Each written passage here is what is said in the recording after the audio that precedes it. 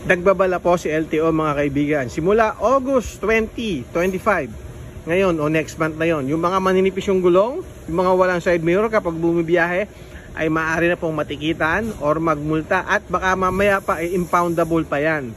Kasi nga po unsafe or unfit na yung ating sasakyan.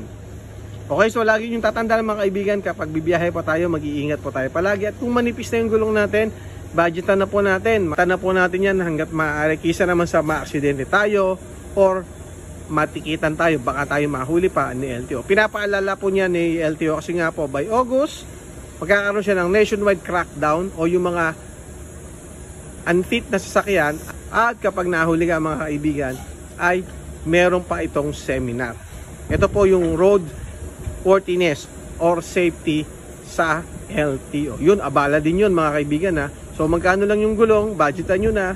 And kahit mamurahin na gulong hanggat maaari, mapalitan nyo ng bago kung ito ay pudpud na nakatulad nito. Okay, so yun lang mga kaibigan. Sana nakatulong uli ang video na to. Thank you.